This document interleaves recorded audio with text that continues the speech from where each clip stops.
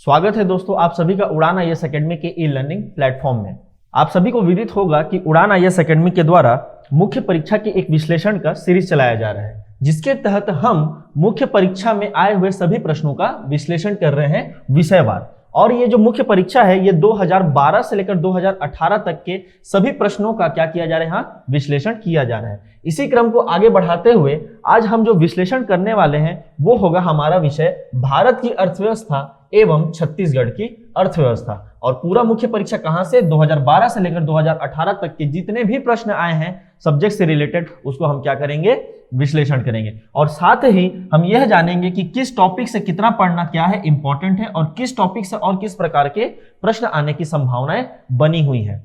आगे बढ़ने से पहले दोस्तों हम बात कर लेते हैं थोड़ा सा सिलेबस के बारे में कि सिलेबस हम कहां से कहां तक तोड़ेंगे, किसको कितने टॉपिक में तोड़ा जाएगा। आगे चलते हैं। पहले भारत एवं छत्तीसगढ़ की अर्थव्यवस्था, इसमें दो पार्ट है। पहला पार्ट क्या आ जाता है, यहाँ पर भारत के बारे में बात कर देता है। ठीक है, ये जनरल सभी अर्थव्यवस्था में काम आते हैं। ठीक, यहाँ पर पहला टॉपिक रहेगा हमारा राष्ट्रीय आय एवं प्रति व्यक्ति आय के बारे में। ठीक, दूसरा टॉपिक जो हमारा चालू होगा वो होगा क्या, आर्थिक सुधार का। तीसरा जो होगा वो होगा निर्धनता, और जो चौथा होगा वो होगा बेरोजगारी, और जो पांचवा होगा हमारा होगा मौद्रिक नीति, और जो हमारा छठवां टॉपिक होगा वो होगा राज्य कोषीय नीति। ये 6 टॉपिकों को हम क्या करेंगे, इसको तोड़ के रखेंगे और इसके साथ ही हम इसके बारे में जानेंगे कि किस प्रकार से क्वेश्चन आए हुए हैं पुराने वर्षों में और किस प्रकार से और क्वेश्चन आ सकते हैं। फिर छत्तीसगढ़ को किस प्रकार से तोड़ेंगे देख लेते हैं। छत्तीसगढ़ को हम तोड़ेंगे सबसे पहले यहां तक, ठीक, सशक्तिकरण तक। कैसे, अनुसूचित जाति, अनुसूचित जनजाति, पिछड़ा वर्ग, अल्पसंख्यक वर्ग और महिला वर्ग। कहाँ है, यहाँ पास महिलाओं की। ठीक, ऐसे तोड़ते हैं। यहाँ पास जो भी वंचित वर्ग होते हैं उनको सभी को एक साथ यहाँ पास लिख दिया है। अनुसूचित जाति को, अनुसूचित जनजाति को, पिछड़ा वर्ग को, अल्पसंख्यक वर्गों को। अब इनमें क्या देखा जाता है, सामाजिक पिछड़ापन, इनकी साक्षरता, इनमें व्यवसायिक संरचना, ठीक, इनके आय के बारे में, रोजगार के बारे में, और इनमें क्षेत्रीय वितरण के बारे में। ठीक है, आय एवं रोजगार के क्षेत्रीय वितरण। फिर महिलाओं में क्या देखना है, सामाजिक, राजनीतिक एवं आर्थिक सशक्तिकरण के बारे में। ठीक, ये पहला टॉपिक होगा। दूसरा जो हमारे यहाँ पर टॉपिक होगा वो होगा बाल श्रम समस्या, और जो तीसरा होगा वो होगा ग्रामीण विकास। हमको इसको एक साथ मर्ज कर देंगे। फिर यहाँ पर फिर से आ जाता है क्या, राजकोषीय नीति, लेकिन ये किसकी, राज्य की राजकोषीय नीति ना, वहां पर भारत की थी। दो डरने की दोस्तों जरूरत नहीं, ये दोनों एक ही टॉपिक होते हैं। ऐसा नहीं कि भारत का बजट अलग बनता है और छत्तीसगढ़ का बजट अलग बनता है। यहाँ पर बस एक सेक्शन और आ जाता है छोटा सा। ठीक, और अगला जो हमारा टॉपिक होगा वो होगा ग्रामीण साख, और एक और टॉपिक यहाँ पर तोड़ देंगे हम सहकारिता को। ठीक है दोस्तों, मुझे लगता है कि ये टूटा हुआ सिलेबस आपको समझ में आएगा, क्योंकि इससे बहुत ज़्यादा आसानी हो जाती है सिलेबस को समझने के लिए, क्योंकि ये सिलेबस बहुत ज़्यादा वास्ट है और बहुत कुछ लिखा हुआ है इसमें। लेकिन प्रश्न किस प्रकार से आते हैं, कौन से टॉपिक से कैसे आएंगे और बाद में कैसे आने की संभावना है, कौन से दो टॉपिक को मर्ज करके क्वेश्चन पूछ रहा है। कुछ ऐसे भी टॉपिक हैं जो कि लिखे हुए नहीं है फिर भी वहीं से क्वेश्चन ज़्यादा आ रहे हैं, तो इसके बारे में हम डिटेल चर्चा करने वाले हैं आज। चलते हैं हमारे पहले टॉपिक की ओर, जो था राष्ट्रीय आय एवं प्रति व्यक्ति आय के बारे में। ठीक, अब इसके नीचे भी बहुत सारे चीज लिखे हुए हैं, लेकिन हमारा जो मेन चैप्टर है वो क्या है, राष्ट्रीय आय एवं प्रति व्यक्ति आय। ठीक, इसके नीचे क्या लिखा हुआ है कि भारतीय अर्थव्यवस्था में संरचनात्मक परिवर्तन कैसे होता है। ठीक, सकल घरेलू उत्पाद के साथ एवं कार्यशक्ति का इसमें क्या है, अंतर संबंध बताना है हमें। फिर है निजी एवं सार्वजनिक क्षेत्र की भूमिका में परिवर्तन एवं नवीनतम योजनाओं में कुल योजनागत व्यय के उनके हिस्से। ये लिखा हुआ है टॉपिक, ये सिलेबस में लिखा हुआ है, लेकिन इसे प्रश्न किस प्रकार से आ रहे हैं वो देखते हैं। सन 2012 में 2 नंबर का प्रश्न आता है। ठीक है, 2 नंबर के प्रश्न है। पहला प्रश्न पूछा यहाँ पर कारक लागत पर सकल घरेलू उत्पाद बताइए। ध्यान दीजिए, सकल घरेलू उत्पाद और किस पर बताना है हमें, फैक्टर कॉस्ट पर। ठीक है, हम 2 प्रकार से यहाँ पर पढ़ते हैं, एक होता है फैक्टर कॉस्ट और एक होता है मार्केट प्राइस पर। तो हमें फैक्टर कॉस्ट से रिलेटेड वो क्या किया, क्वेश्चन को पूछ लिया कि सकल घरेलू उत्पाद हमें कारक लागत पर बताना है, बाजार लागत पर भी हो सकता है। एक यहाँ पर ये क्वेश्चन बनता है। फिर अगला क्वेश्चन पूछता है समावेशी विकास से क्या आप क्या समझते हैं। ठीक, इकोनॉमी में हम बहुत सारा टर्मिनोलॉजी पढ़ते हैं, बहुत सारे क्या शब्दावली होती हैं, उससे बहुत छोटे छोटे क्वेश्चन बनते हैं, जैसे सतत विकास, समावेशी विकास, आर्थिक समृद्धि, तीव्र समृद्धि, धारणीय विकास। बहुत सारे ये क्या होते हैं यहाँ पर टॉपिक होते हैं जिससे छोटे छोटे क्वेश्चन उठते हैं। आगे हम इसकी चर्चा करेंगे कि संभावित प्रश्न और क्या हो सकते हैं। फिर अगला क्वेश्चन आया कि तीव्र वृद्धि दर और सतत वृद्धि दर में क्या अंतर है, इन दोनों में आप क्या बताना है, अंतर बताना है। बेसिक सा डिफरेंस है, इसको इसने क्या किया, 2 नंबर पर पूछ लिया। मतलब 2012 में क्या किया, 2 टर्मिनोलॉजी से संबंध आ गया, मतलब शब्दावली से आ गया और एक जीडीपी से रिलेटेड आ गया। ठीक है, ग्रॉस डोमेस्टिक प्रोडक्ट से, जीडीपी से रिलेटेड एक क्वेश्चन आ गया, वो भी कहां से, फैक्टर कॉस्ट से। देखते हैं 4 नंबर में क्या क्वेश्चन आया। उसी वर्ष 4 नंबर में जो क्वेश्चन आया था वो है, भारत में पूंजी निर्माण का सबसे बड़ा स्रोत क्या है।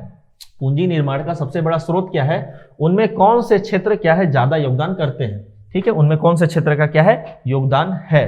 अब ये पूंजी निर्माण, ठीक, ये कौन सा टॉपिक में आना चाहिए, राष्ट्रीय आय में आना चाहिए कि राजकोषीय नीति में, ये राष्ट्रीय आय का ही टॉपिक है।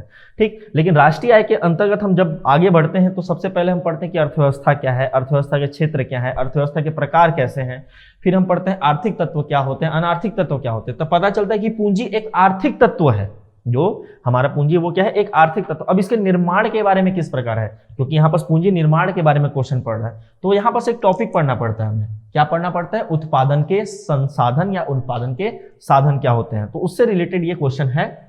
ठीक, वहां से हम इस क्वेश्चन को सॉल्व कर सकते हैं और अपने यहाँ पर क्या है, बुद्धि का भी प्रयोग करके इस क्वेश्चन को किया जा सकता है। फिर अगला क्वेश्चन यहाँ पर पूछा 4 नंबर में ही कि भारत की सकल घरेलू उत्पाद की बदलती संरचना एवं आर्थिक समृद्धि की प्रवृत्तियों की क्या है, संक्षिप्त व्याख्या करना है। ठीक है, एकदम संक्षिप्त व्याख्या करना है कि हमारा जो जीडीपी है उसकी संरचना बदल रही है, वो कैसे प्राथमिक से द्वितीयक जा रहा है, द्वितीयक से तृतीयक जा रहा है। ठीक, किस क्षेत्र में और ज्यादा हमको तरक्की करने की जरूरत है, वो कैसे क्या है ग्रो कर रहा है, उसके बारे में पूछ रहा है। जीडीपी के जो दर में परिवर्तन वो है आर्थिक समृद्धि के बारे में, तो उसकी भी प्रवृत्ति बतानी हमें कि कौन से क्षेत्र में क्या हो रहा है, ज्यादा डिफरेंस आ रहा है, मतलब ज्यादा क्या हो रहा है, परिवर्तन हो रहा है। तो इससे रिलेटेड पूछ दिया उसने, मतलब यहाँ पर 2 टॉपिक मर्ज किया, आर्थिक समृद्धि को और क्या किया, जीडीपी को। लेकिन जीडीपी को उसने क्या किया, थोड़ा सा एक एक्स्ट्रा वहां पर जोड़ दिया। क्या जोड़ दिया कि उसकी बदलती संरचना बताइए। मतलब हम जब पढ़ेंगे अर्थव्यवस्था के क्षेत्र तो वहां पर देखेंगे प्राथमिक, प्राथमिक से द्वितीयक, द्वितीयक से तृतीयक। ठीक है, तो वहीं पास एक टॉपिक और पढ़ते हैं उसके जस्ट बाद कि अर्थव्यवस्था में संरचनात्मक परिवर्तन कैसे होता है, वहीं से टॉपिक उड़ गया। फिर चलते हैं अगले वर्ष की प्रश्न पत्र की ओर। अगला वर्ष आ जाता है क्या, 2013। 2013 में एक 15 नंबर का क्वेश्चन आ गया। ठीक, हम राष्ट्रीय आय से ही टॉपिक देख रहे हैं ना, राष्ट्रीय आय में कौन कौन से क्वेश्चन आए हैं 2012 से लेकर 2018 तक, समझिएगा थोड़ा। 15 नंबर का क्वेश्चन पूछता है, सकल घरेलू उत्पाद तथा कार्य शक्ति, याद कीजिए ब्रैकेट में लिखा हुआ था सिलेबस में, सकल घरेलू उत्पाद तथा कार्य शक्ति के मध्य अंतर्निहित संबंधों का क्या कीजिए, विवेचन कीजिए।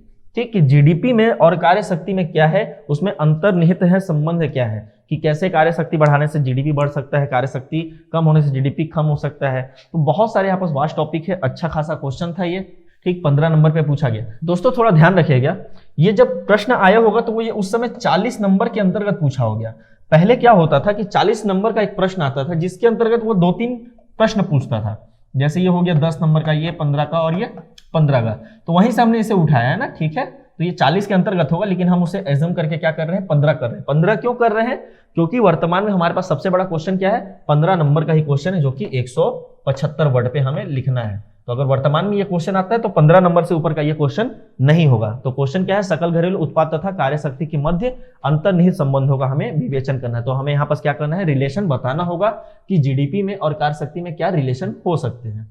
फिर आगे चलते हैं 2014 में। 2014 में हमें 2 नंबर का एक क्वेश्चन मिलता है कि पब्लिक प्राइवेट पार्टनरशिप की क्या अवधारणा है, ट्रिपल पी मॉडल क्या होता है, हमें केवल उसकी क्या बतानी है, परिभाषा बतानी है। ठीक, जब हम अर्थव्यवस्था का क्षेत्र पढ़ेंगे, जब हम क्या पढ़ेंगे, अर्थव्यवस्था के प्रकार पढ़ेंगे, तो हम वहां पास पढ़ेंगे इसे कि ट्रिपल पी मॉडल क्या होता है, कैसे काम करता है। ठीक है, जीडीपी में, आर्थिक समृद्धि में कैसे ये सहायक हो सकता है। फिर और क्या पूछा 2 नंबर के क्वेश्चन में, 2 नंबर का क्वेश्चन, सकल घरेलू उत्पाद साधन लागत पर, मतलब कारक लागत पर जो भी आया था, रिपीट हो गया क्वेश्चन।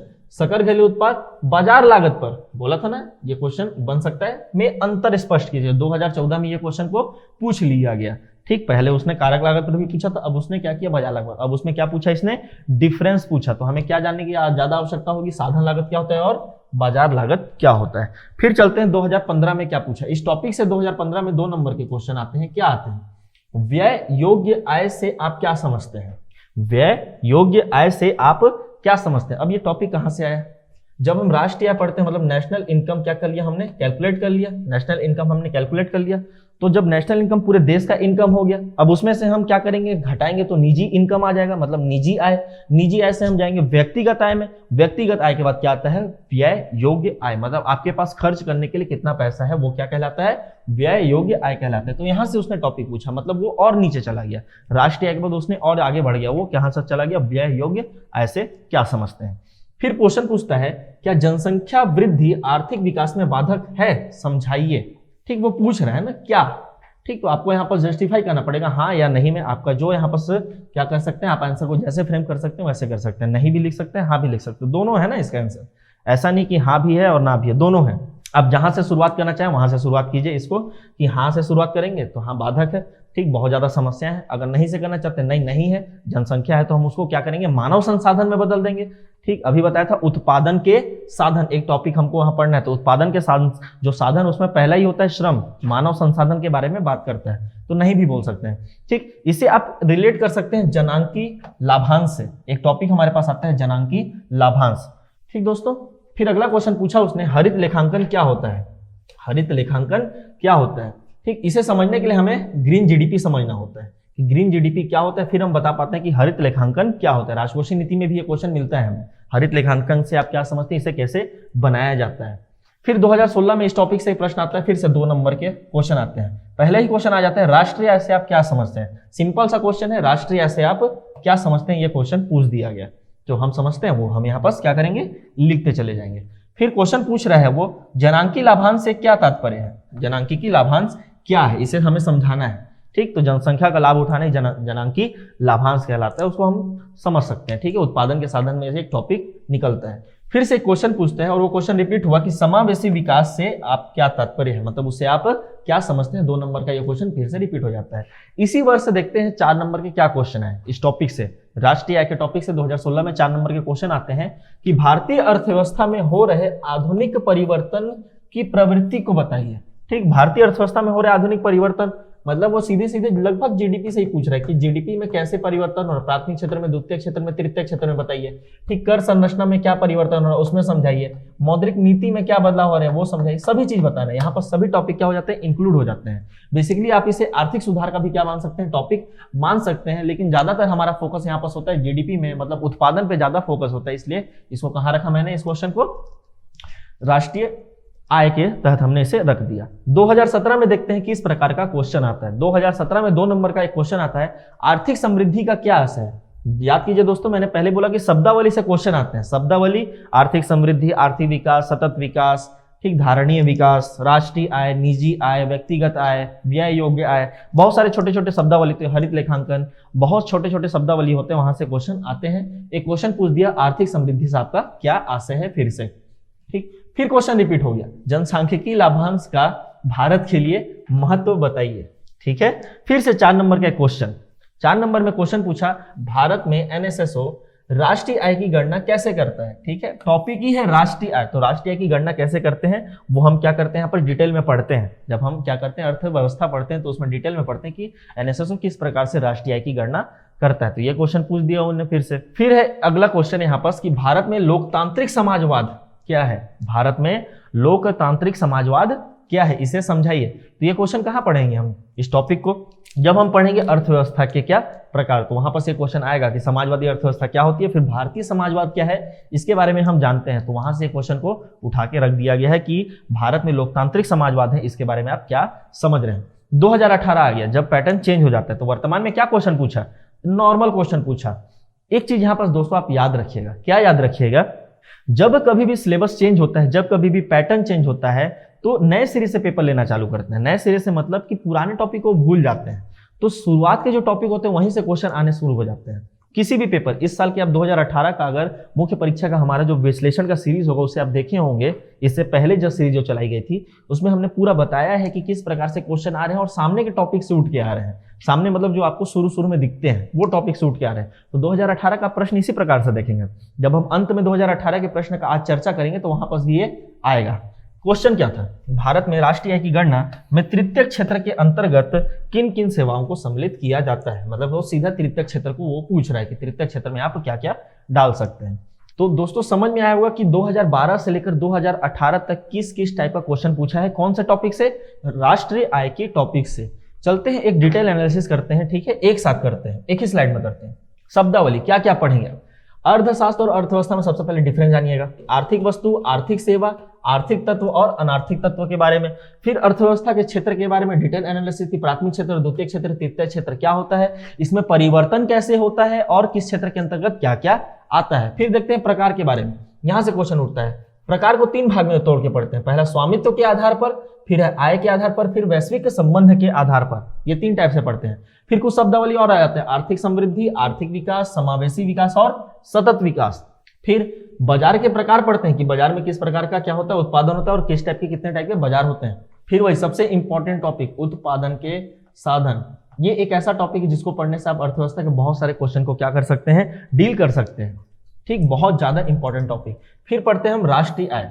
राष्ट्रीय आय में 4 अवधारणाएं होती हैं। जीडीपी की अवधारणा है, एनडीपी की अवधारणा है, जीएनपी की अवधारणा है और एनएनपी की अवधारणा। ये क्या है, यहाँ पास 4 अवधारणाएं पढ़ते हैं। अब यहाँ पर हम उसके बाद पढ़ते हैं कारक लागत और बाजार मूल्य के बारे में। इसी बीच एक छोटा सा टॉपिक आ जाता है डेप्रिसिएशन का, मूल्य ह्रास का, कि मूल्य ह्रास क्या होता है, कैसे निकाला जाता है। जब हमको सब कुछ इतना समझ जाते हैं तो हम पढ़ते हैं क्या, नेशनल इनकम, राष्ट्रीय आय क्या होता है, इसे निकालने के क्या क्या तरीके हैं। ठीक है दोस्तों, इसे निकालने के लिए क्या क्या तरीके। और अंत में हम है क्या, पर कैपिटा इनकम, प्रति व्यक्ति आय के बारे में जानते हैं कि ये किस प्रकार से वर्क करता है, ये क्यों बहुत ज्यादा इंपॉर्टेंट है। यहाँ पे लिखा हुआ राष्ट्रीय आय निकालने के तरीके। जब इतना सब कुछ हो जाएगा तो हम एक नया टॉपिक निकालते हैं, निजी आय, व्यक्तिगत आय और व्यय योग्य आय क्या होता है। तो याद रखिएगा दोस्तों, ये आपका कंप्लीट एनालिसिस है। जो टॉपिक हमने शुरुआत में लिखा था, कहाँ लिखा था, दिखाता हूं मैं, ये ठीक, राष्ट्रीय एवं प्रति व्यक्ति आय। ये जो हमारा इतना बड़ा टॉपिक था, इसका कंप्लीट एनालिसिस आपको कहाँ मिलता है, इस स्लाइड में मिलता है कि किस टाइप के यहाँ पर क्वेश्चन आएंगे और किस टाइप का आने की संभावना आगे बनी हुई है। ठीक है दोस्तों, चलते हैं अगले टॉपिक की ओर, जो कि हमारा था आर्थिक सुधार। 2012 से लेकर 2018 तक इस टॉपिक से किस प्रकार के प्रश्न आए हैं देखते हैं जरा। 2012 में 8 नंबर का प्रश्न आया। कितने नंबर का, 8 नंबर का डायरेक्ट क्वेश्चन। ठीक, यहाँ पर देखो सिलेबस में ये नहीं लिखा है ना, 1991 ये नहीं लिखा है, ये हमने अपने से डाला। क्यों डाला, क्योंकि वो जनरली इसी पर फोकस करता है। 1991 पर ही वो क्या कर रहा है, फोकस कर रहा है। आर्थिक सुधार का मतलब ये नहीं कि 1991 का सुधार ही आर्थिक सुधार है। सब कुछ आर्थिक सुधार है हमारे पास। नोटबंदी भी आर्थिक सुधार मान सकते हैं, जीएसटी लाना भी आर्थिक सुधार मान सकते हैं, कर की संरचना में बदलाव करना भी आर्थिक सुधार है। जो भी आप अर्थव्यवस्था के लिए करेंगे वो क्या है, आर्थिक सुधार हो जाता है। लेकिन वो जनरली किसे पूछ रहा है, 1991 के सुधार को ही वो क्या है, ज्यादातर पूछ रहे हैं, या इस टॉपिक के अंतर्गत हमने उसे ही ज्यादातर रखा है। 8 नंबर का क्वेश्चन पूछता है कि भारत में वर्ष 1991 में आर्थिक सुधारों की आवश्यकता क्यों थी। मतलब हमें इसका इतिहास बताना है कि 1991 में आखिर हमें क्या जरूरत पड़ गया कि 1991 में हमें आर्थिक सुधार करना पड़ गया। और वो आर्थिक सुधार क्या था, एलपीजी। ठीक, 2015 में सेम क्वेश्चन बोलता है कि एलपीजी क्या है ये बता दो, इसकी संरचना क्या है, इसकी रचना क्या है, इसका व्यू क्या है। फिर 4 नंबर का क्वेश्चन में पूछता है, 4 नंबर का क्वेश्चन पूछ रहा है कि सरकारी उद्यमों की विफलता को निजीकरण के द्वारा सुलझाया जा सकता है। यहाँ पर क्या है, निजीकरण के द्वारा सुलझाया जा सकता है, ऐसा वो पूछ रहा है। निजीकरण मतलब पी, मतलब ये वाला पी जो है ना, प्राइवेटाइजेशन। इसके द्वारा हम क्या कर सकते हैं, सरकारी उद्यमों की विफलताओं को सुलझा सकते हैं। 4 नंबर का क्वेश्चन है। ठीक है, इसमें आपको कम से कम मिलेंगे 8 लाइन के आसपास। आपको यहाँ पर बताना होगा कि सबसे पहले विफलता बताइए कि क्या विफलताएं हैं, उस विफलता को दूर कर सकता है कौन, निजीकरण दूर कर सकता है। तो आपका आंसर क्या होगा, अच्छे से फॉर्म होगा। ठीक, आप ये दोनों चीज पढ़ेंगे कहाँ, एलपीजी में। एलपीजी में आप अच्छे से पढ़ेंगे कि ये किस प्रकार से वर्क करता है। फिर आता है 15 नंबर का उसी साल क्वेश्चन। ठीक, 2015 में 15 नंबर का क्वेश्चन आता है कि भारत में 1991 के पश्चात उदारीकरण के प्रभाव की व्याख्या कीजिए। ठीक, तो आप यहाँ पर बताएंगे कि 1991 में हमने उदारीकरण लाया था, क्यों लाया था। एक पहले पैराग्राफ में आप क्या है, इसका समा बांध देंगे कि क्यों लाया गया, होता क्या है, और उसके बाद हमें क्या क्या बेनिफिट्स देखने को मिले। ठीक है, क्यों ऐसा हो रहा है कि इससे बेनिफिट मिल रहा है, ये भी आप वहां पर मेंशन करेंगे। चलते हैं 2016 में। 2016 में आता है 4 नंबर का प्रश्न। 4 नंबर के प्रश्न में पूछता है वो, भारतीय अर्थव्यवस्था में हो रहे आधुनिक परिवर्तन की प्रवृत्ति को बताइए। रिपीट दिख रहा है क्वेश्चन, याद कीजिए। ठीक, रिपीट तो बोला था वहां पास कि आर्थिक सुधार का भी क्वेश्चन है, राष्ट्रीय आय का भी क्वेश्चन है, मौद्रिक नीति का भी क्वेश्चन है, राजकोषीय नीति का क्वेश्चन है। ये क्वेश्चन सभी का है। ठीक, ये क्वेश्चन सभी में आ सकता है। तो आर्थिक सुधार में फिर से इसे रख दिया हमने। फिर 2017 में क्या होता है, 2 नंबर का क्वेश्चन आता है।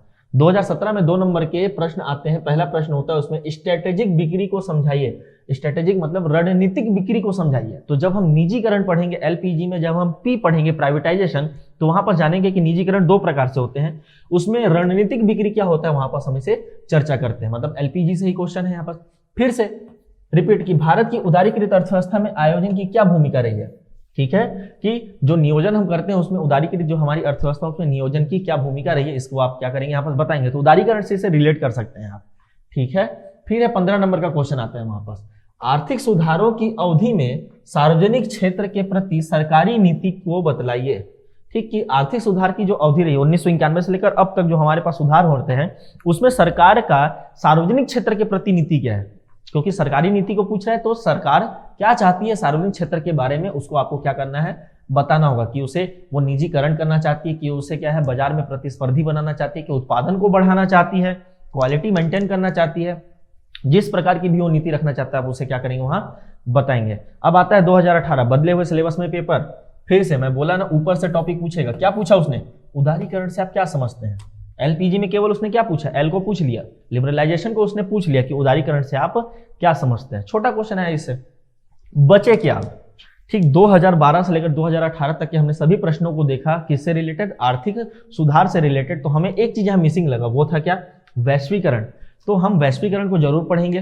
ठीक, आगामी परीक्षा के लिए वैश्वीकरण क्या होता है, किस प्रक्रिया से होता है और उसको जब हम अप्लाई करते हैं तो उस दौरान क्या आर्थिक चुनौतियां आती हैं उसके बारे में हम क्या करेंगे, उस पर जानेंगे।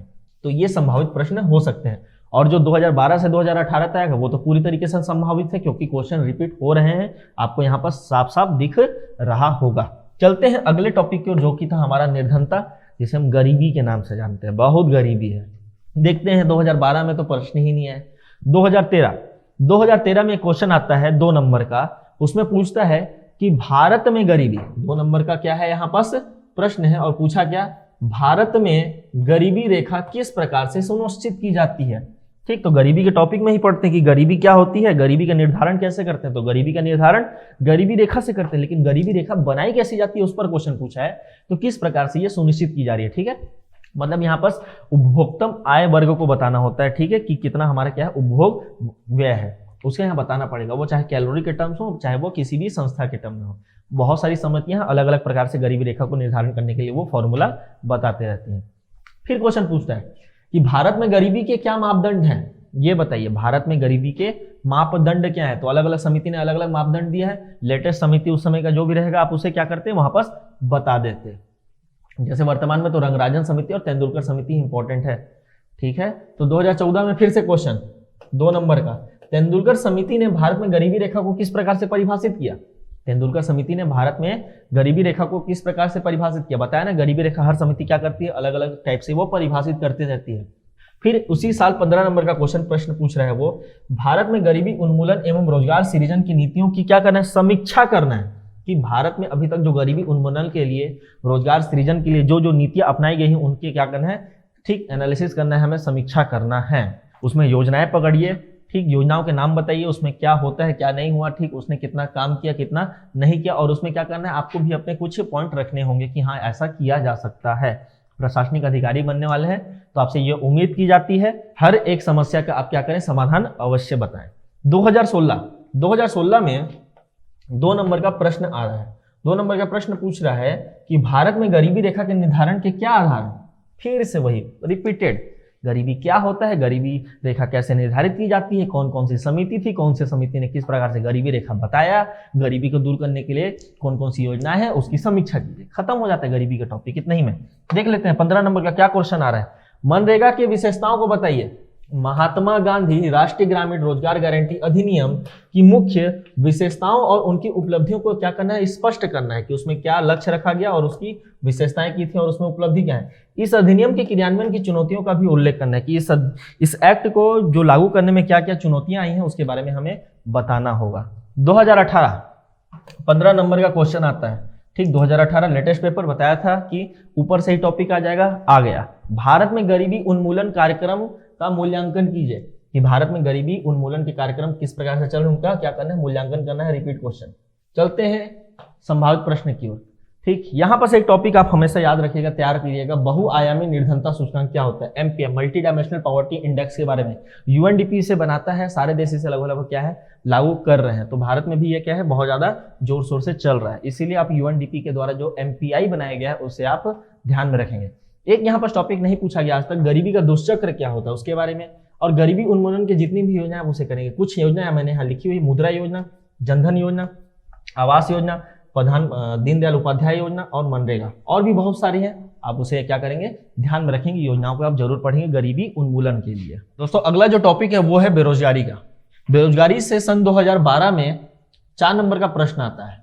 ठीक, पूछता है कि भगवती कमेटी के द्वारा बेरोजगारी को मापने की क्या धारणाएं रखी गई हैं। ठीक है, मतलब भगवती कमेटी ने क्या रखा था बेरोजगारी को मापने के लिए उस समय धारणा। तो अच्छी बात है कि एक ही कमेटी उस समय तक बनी थी, इसलिए इसी को पूछा उसने। और बेरोजगारी को मापने के कौन कौन से उसने क्या है अवधारणाएं प्रस्तुत की, उसे हमें यहाँ पास मेंशन करना होता है। फिर 2013 में कोई क्वेश्चन नहीं आता है, 2014 में 2 नंबर का प्रश्न आता है। 2014 में प्रश्न आता है घर शरणात्मक बेरोजगारी क्या है। घर शरणात्मक बेरोजगारी क्या है, मतलब बेरोजगारी के प्रकार से क्वेश्चन आ रहा है। फिर पूछता है दीनदयाल उपाध्याय ग्रामीण कौशल योजना का मुख्य उद्देश्य क्या है। बेरोजगारी मिटाने, गरीबी मिटाने के लिए योजना है, उसके बारे में वो पूछ लिया कि उसका उद्देश्य क्या है।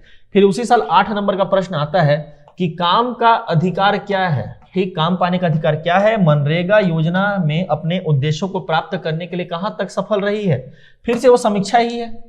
ठीक, जैसे पहले क्वेश्चन आया गरीबी में, वैसे यहाँ भी क्वेश्चन है कि मनरेगा की आपको क्या है समीक्षा करनी है। और यहाँ काम का अधिकार मनरेगा से रिलेटेड है कि सभी को काम पाने का क्या है अधिकार होगा। डीपीएसपी में भी है, मौलिक अधिकार से भी से आप जोड़ सकते हैं। समझ में आया दोस्तों। फिर अगला 2015 में क्वेश्चन आता है 2 नंबर का, भारत में बेरोजगारी को कैसे मापा जाता है। फिर से वही कैसे माप रहे हैं आप, उसके बारे में बताना है। फिर से रिपीटेड क्वेश्चन, दीनदयाल उपाध्याय ग्रामीण कौशल योजना के मुख्य उद्देश्य क्या है। ठीक, मतलब प्रश्न रिपीट होते हैं। 2015 4 नंबर का क्वेश्चन, राष्ट्रीय ग्रामीण आजीविका मिशन एनआरएलएम के मुख्य उद्देश्य को बताइए।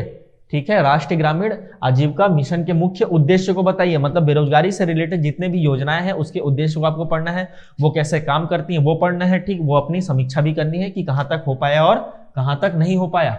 फिर अगला 8 नंबर का क्वेश्चन पूछता है, आपके स्व विवेक पर निर्भर करता है कि आप इसे कैसे आंसर लिखेंगे। भारत में रोजगार के वर्तमान सुझाव क्या है। ठीक, भारत में बेरोजगारी को दूर करने के वर्तमान सुझाव लिखिए, या भारत में रोजगार के वर्तमान सुझाव को आपको बताना है प्रशासनिक अधिकारी के ठीक सोचकर।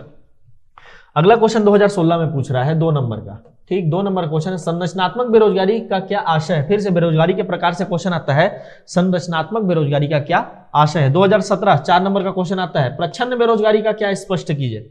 प्रच्छन्न बेरोजगारी को स्पष्ट कीजिए, ये 4 नंबर का क्वेश्चन है। 2018 में फिर से 4 नंबर का क्वेश्चन आता है, बेरोजगारी की दर की गणना कैसे की जाती है। बेरोजगारी की माप में बेरोजगारी दर की गणना किस प्रकार की जाती है, भारत में वर्तमान बेरोजगारी दर कितनी है। ठीक है, बेरोजगारी दर की गणना करनी है। याद रखिए, बेरोजगारी की माप नहीं पूछा ना उसने।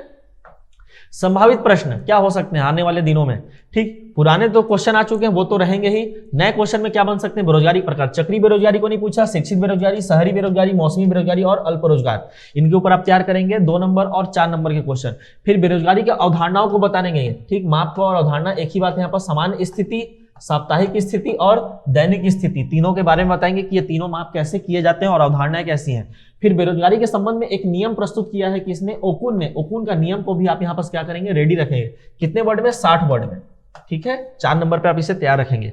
फिर एक एक्स्ट्रा क्वेश्चन करेंगे, आप अपने से दिमाग से, आपको स्व विवेक से यहाँ पर तैयार करना है, इसे लिखना है वहां पास कि बेरोजगारी से उत्पन्न होने वाली समस्याओं पर प्रकाश डालिए, कि बेरोजगारी से किस प्रकार की क्या है समस्याएं उत्पन्न होती हैं, इस पर आपको क्या करना है, प्रकाश डालना है।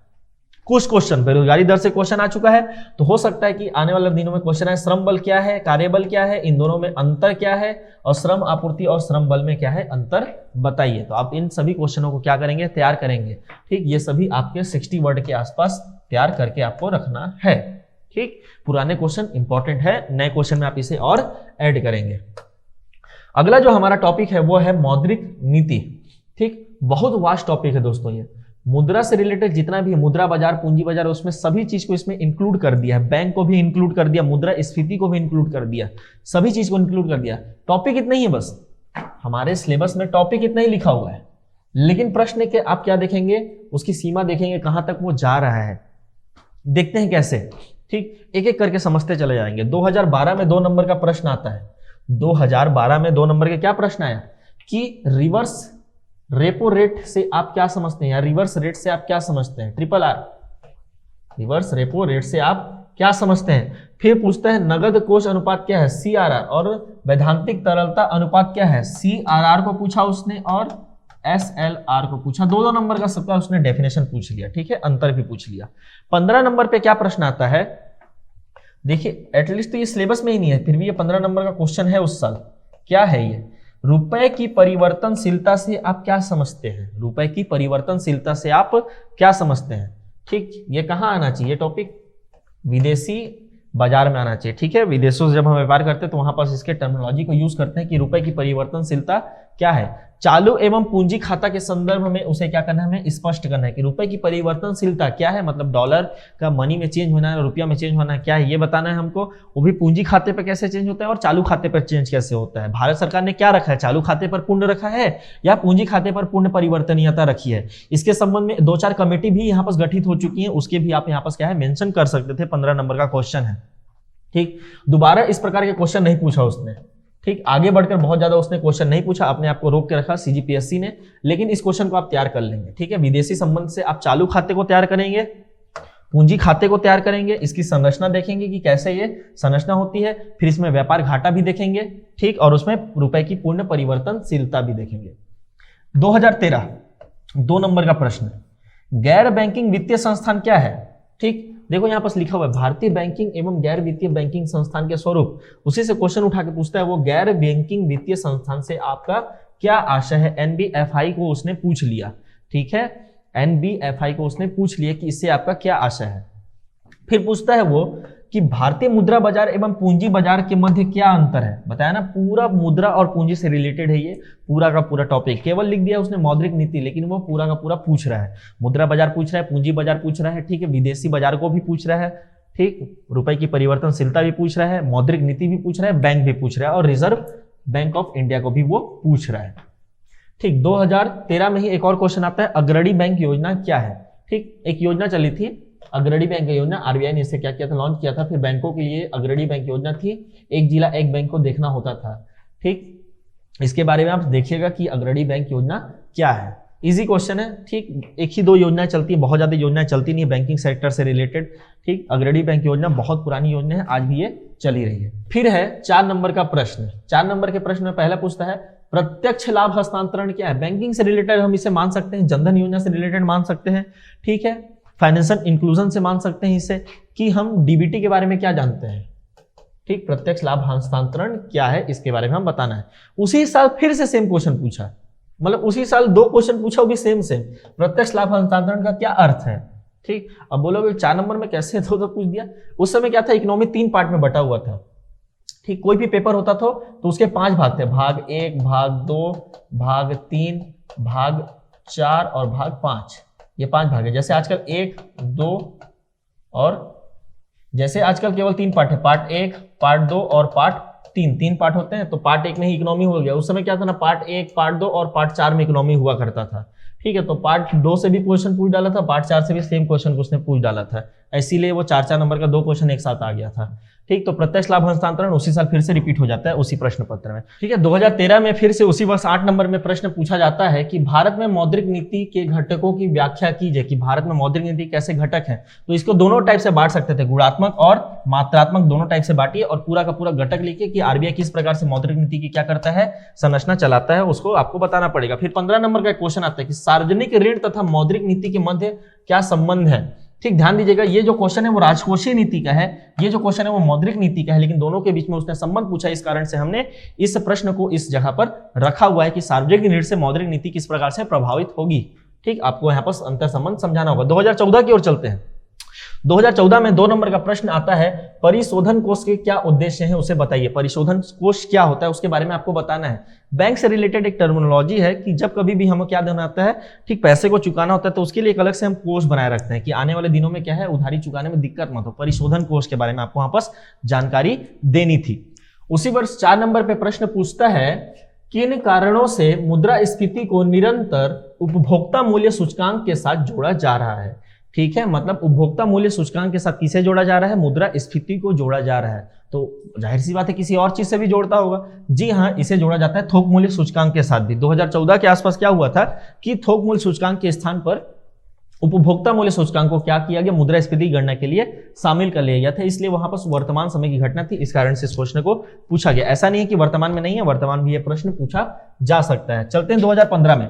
2015 में क्वेश्चन पूछता है 15 नंबर का, भारतीय रिजर्व बैंक आरबीआई अर्थव्यवस्था में मुद्रास्फीति को किस प्रकार नियंत्रित करते हैं। क्वेश्चन रिपीट लग रहा है आपको, 2013 में भी था कि किस प्रकार से भारत में क्या किया जाता है, मौद्रिक नीति को बनाया जाता है। पिछले कुछ वर्षों से उचित आर्थिक वृद्धि को बनाए रखते हुए इस दिशा में क्या क्या कदम उठाए गए हैं। मतलब यहाँ पास हमें बताना है कि आर्थिक वृद्धि हमें अच्छी मिल रही है और उसके लिए हमने क्या मौद्रिक नीति बना के रखी है, ठीक इस दिशा में क्या क्या कदम उठाए गए हैं, इसके बारे में वो प्रश्न पूछ रहा है। 2016 रेपो दर प्रति लोम रेपो दर मतलब आरआर रेपो रेट और रिवर्स रेपो रेट को स्पष्ट कीजिए, 2 नंबर का प्रश्न है, ठीक फिर से वो क्या किया, परिभाषा पूछ लिया। फिर चलते हैं 4 नंबर के प्रश्न की ओर। 2016 में भारतीय रिजर्व बैंक के वर्ष 2017-18 की क्या नीति है उसे समझाइए, मतलब उसमें आपको नीति समझानी। मेनली आरबीआई मौद्रिक नीति पर ही काम करता है, ठीक है, बैंकों से रिलेटेड कुछ कुछ क्या करता है वो रेगुलेशन पारित करते रहता है, उसके ऊपर आपको क्या है समीक्षा करनी थी, ठीक उसको आपको बताना था। फिर है प्रधानमंत्री जनधन योजना के औचित्य को समझाइए, फाइनेंशियल इंक्लूजन के लिए योजना चलाया गया था, वित्तीय समावेशन के लिए आपको यहाँ पास बताना होगा कि किस प्रकार से ये क्या है बता रहा है, औचित्य है, ठीक इस योजना का क्या उद्देश्य है, क्या लक्ष्य है, क्या लाभ प्राप्त होगा। फिर 2017 में 2 नंबर का प्रश्न है, थोक मूल्य सूचकांक से क्या अभिप्राय है। बताया था कि मुद्रास्फीति को 2 चीज से जोड़ा जा सकता है, उपभोक्ता मूल्य सूचकांक और थोक मूल्य सूचकांक, तो दोनों को उसने पूछ डाला, ठीक है, तो यहां पर पूछा थोक मूल्य सूचकांक। 15 नंबर का उसी वर्ष क्वेश्चन है कि भारत में मुद्रा की आपूर्ति के लिए प्रचलित विभिन्न प्रकार की मापों को बतलाइए, ठीक विभिन्न प्रकार की माप है, मतलब आरबीआई मुद्रा की आपूर्ति को कैसे नापता है, आरबीआई कैसे पता करता है कि भारत में कितने प्रकार की मुद्रा चल रही है और कैसे कैसे मुद्रा वितरित है, कितना पैसा किसके पास है, कहाँ है, बैंकों में है, ड्राफ्ट के रूप में है, ठीक है, आरबीआई के पास है, लोगों के पास है, उसके माप के लिए कौन कौन सी उसने क्या है, ठीक फॉर्मूला बना कर रखा, उसे आपको यहाँ पर बतलाना होगा, ठीक अच्छा टॉपिक है, नॉर्मल टॉपिक, छोटा टॉपिक है। 2018 ठीक पैटर्न चेंज हो चुका है, बताया पैटर्न चेंज हो जाए तो अच्छा क्वेश्चन आते हैं, नॉर्मली क्वेश्चन आते हैं। 2 नंबर का क्वेश्चन, सस्ती मुद्रा नीति का क्या आशय है, ठीक मौद्रिक नीति 2 प्रकार से चलती है, सस्ती मुद्रा नीति और महंगी मुद्रा नीति। सस्ती मुद्रा नीति सारे रेट कम हो जाएंगे, ठीक आरबीआई क्या करना चाहती है, मुद्रा का प्रसार करना चाहती है, मुद्रा को भेजना चाहती है, इसलिए उसे क्या बोल देता है, वो सस्ती मुद्रा नीति बोल देता है, ठीक। फिर चलते हैं क्या, रेपो दर और रिवर्स रेपो रेट में क्या अंतर है, रिपीट लग गया पूरा आपको क्वेश्चन, रिपीट ही हुआ है। चलते हैं संभावित प्रश्न की ओर, क्या क्या आपको इस टॉपिक में पढ़ना है। संभावित प्रश्न में मैं ये बताने की कोशिश कर रहा हूं आपको कि आपको कहां तक जाना है पढ़ने के लिए, ठीक कहां तक आपको पढ़ना है, कहां तक आपको छोड़ना है, वो सब चीज। तो आप पढ़ेंगे मुद्रा स्फीति, ठीक कुछ टर्मिनोलॉजी है, मुद्रा अवस्फीति, मुद्रा अपस्फीति, मुद्रा संस्फीति, ठीक है। फिर आ जाता है उपभोक्ता मूल्य सूचकांक, सीपीआई, फिर आ जाता है थोक मूल्य सूचकांक मतलब डब्ल्यूपीआई, फिर आ जाता है जीडीपी अपस्फीति कारक मतलब जीडीपी डिफ्लेक्टर क्या होता है ये भी आप देखिएगा, मौद्रिक नीति में बहुत इंपॉर्टेंट हो जाता है जीडीपी डिफ्लेक्टर के बारे में। फिर कुछ और टर्मिनोलॉजी है, धारणीय मुद्रास्फीति क्या होती है, मुद्रास्फीति का स्वस्थ परास क्या है, कोर मुद्रास्फीति, हेडलाइन स्फीति क्या होती है, इसे भी आप देखेंगे। सुस्ती मतलब सरल, मंदी में ग्रेट डिप्रेशन और महामंदी, देखो चारों मंदी को ही शो कर रहे हैं, लेकिन इनमें छोटा छोटा क्या हो जाता है, डिफरेंस हो जाता है। इंग्लिश में देखेंगे तो इसे बोलते हैं स्लो डाउन आ गया इकोनॉमी में, इसके बारे में आप समझिएगा। फिर आता है रिसेशन, फिर एक होता है डिप्रेशन और एक होता है ग्रेट डिप्रेशन, ठीक है, ये डिप्रेशन वाला है, ये यहाँ पर ग्रेट डिप्रेशन, ये क्या है डिप्रेशन, और एक होता है क्या ग्रेट डिप्रेशन, ठीक। तो ये 4 टर्म होते हैं, ये सभी मंदी को ही शो करते हैं, लेकिन क्या है ना डेट के हिसाब से चेंज हो जाता है, डेट के हिसाब से चेंज होते चले जाते हैं, ठीक। जीडीपी में थोड़ा कमी होता है तो क्या होता है, सुस्ती हो जाता है, ठीक। 2 से 4 महीने तक क्या रहता है, माइनस में चले जाता है तो वो रिसेशन हो जाता है। थोड़े से 18 महीने 3 महीने मतलब 18 महीने 2 साल के लिए रहता है तो वो डिप्रेशन कहते हैं। 5 साल 10 साल 15 साल के लिए चले जाता है, -10% का जीडीपी ग्रोथ रेट है तो उसे क्या बोलते हैं, ग्रेट डिप्रेशन। बहुत कम आया, 1929 में पिछले बार आया था, बहुत तबाही मचाया था। तो हो सकता है कि इसको आपको ऐसे के टर्म में पूछ सकता है, क्योंकि वर्तमान समय में स्लो डाउन फेस कर रहे हैं हमारा जो अर्थव्यवस्था है या पूरी वैश्विक अर्थव्यवस्था है, तो इसके बारे में वो पूछ सकता है, ठीक है, थोड़ा ध्यान रखेंगे। फिर मौद्रिक नीति से कुछ क्या है यहाँ पर टर्म हो जाते हैं, CRR, SLR, RR, RRR, BR, MSF मतलब नगद कोष अनुपात, वैधानिक तरलता अनुपात, repo rate, reverse repo rate, ठीक, bank rate, marginal standing facility, ठीक, खुले बाजार की क्रिया, ठीक है, OMO ओपन मार्केट ऑपरेशन, ठीक। ये मौद्रिक नीति के बारे में आपको यहाँ बताना है। फिर एक नया क्वेश्चन यहाँ पर बनता है, मौद्रिक नीति समिति के बारे में बताइए, ठीक। ये भी एक टॉपिक है कि मौद्रिक नीति समिति, क्योंकि पहले मौद्रिक नीति केवल भारतीय आरबीआई गवर्नर बनाते थे, ठीक है, आरबीआई के जो गवर्नर है वो मौद्रिक नीति के क्या हेड होते थे और वही यहाँ पर डिसाइड करते थे। लेकिन अब एक समिति बना दी गई 2016 के बाद, MPC बनाया गया, मॉनेटरी पॉलिसी कमेटी बनाई गई है, वही क्या करती है, मौद्रिक नीति का निर्धारण करती है, तो उसके बारे में पूछ सकता है वो। फिर है मौद्रिक नीति के मात्रात्मक उपकरण को बताना है और गुणात्मक उपकरण, दोनों को आपको यहाँ पर अलग अलग देखना है, ठीक, इसी से रिलेटेड है वो। फिर आ जाता है मुद्रा की आपूर्ति की माप के सूचक क्या क्या है, ठीक है, और एक छोटा सा टॉपिक यहाँ पास आ जाता है बैंकिंग लोककाल के बारे में, आप देखिएगा क्यों देखिएगा, क्योंकि बैंक से रिलेटेड यहाँ पर टॉपिक पूछे गए हैं। ठीक है, चलते हैं हमारे अगले टॉपिक की ओर, जो कि हमारा होगा राजकोषीय नीति। राजकोषीय नीति के बारे में हम यहाँ पर समझते हैं। राजकोषीय नीति में जो टॉपिक्स हैं वो यहाँ पर डिफाइंड है। सार्वजनिक राजस्व क्या होता है, सार्वजनिक व्यय क्या है, सार्वजनिक ऋण क्या है, राजकोषीय घाटा की संरचना क्या है, हमारे यहाँ अर्थव्यवस्था पर उसके प्रभाव क्या पड़ते हैं। ठीक, यहाँ पर मैंने कुछ ऐड किया है विविध संवैधानिक प्रावधान और वित्त को लेकर। ठीक, इससे प्रश्न वो पूछ देता है, संवैधानिक टर्म को पूछ देता है वो। ठीक, 2012 में 4 नंबर का प्रश्न है। वर्तमान में उस समय घटना हुई थी, प्राथमिक घाटा का कॉन्सेप्ट आ गया था, इसलिए उसने 4 नंबर का प्रश्न पूछा कि प्राथमिक घाटा क्या है, इसे मापने की आवश्यकता क्यों पड़ गई। जब हम पढ़ते हैं राजकोषीय घाटा, राजकोषीय घाटे के बाद हम पढ़ते हैं क्या, प्राथमिक घाटा। ठीक है, प्राथमिक घाटा हम उसी के बाद पढ़ते हैं कि राजकोषीय घाटे के बाद प्राथमिक घाटा कैसे निकाला जाता है ब्याज के भुगतान को घटाकर। तो इसको रिलेट करके पढ़ना होगा कि प्राथमिक घाटा क्या होता है और इसकी जरूरत ही क्यों पड़ गई, वर्तमान सरकार को उस समय की जरूरत क्यों पड़ गई। फिर 8 नंबर का क्वेश्चन पूछ रहा है वो कि भारत में राजकोषीय घाटे में सुधार करने के लिए क्या क्या उपाय सुझाए जा सकते हैं। ठीक है, ठीक, इसमें सुधार क्या करना है, बेसिकली इसे कम करना होता है। इस कारण से उसे उपाय सुझा रहा है कि राजकोषीय घाटा कम से कम रहना चाहिए। राजकोषीय घाटा ज्यादा होगा तो ठीक है, आने वाले सरकार पर या सरकार पर बहुत ज्यादा क्या हो जाता है, बर्डन हो जाता है। राजकोषीय घाटा ज्यादा होता है तो ऋण ज्यादा लेना पड़ जाता है, जिससे इन्फ्लेशन की भी समस्या होती है। ठीक, पूंजी निर्माण की गति भी धीरे हो जाती है, इंफ्रास्ट्रक्चर कम बिल्डअप होता है। फिर 2013 में 2 नंबर का प्रश्न पूछता है कि हरित वातावरण कोष क्या है, ग्रीन क्लाइमेट फंड क्या है, हरित वातावरण कोष क्या है। ठीक, 2013 में वो पूछ चुका है इसे।